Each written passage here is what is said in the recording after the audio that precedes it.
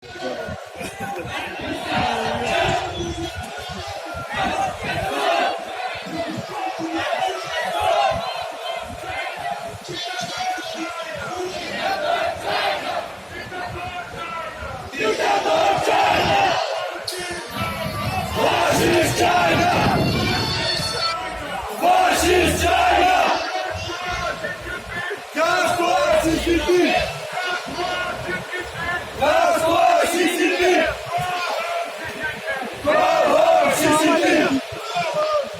дела у вас? Осмотр.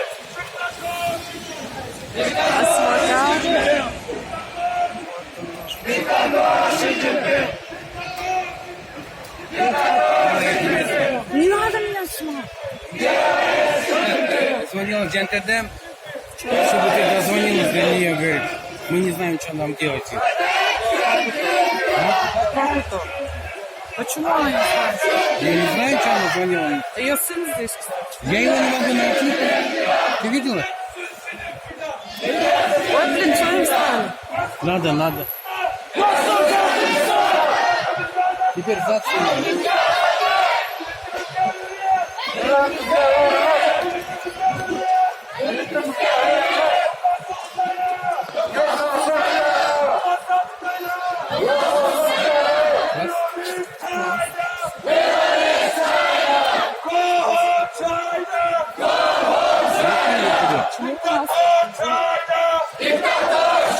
Все, не плачь, все нормально.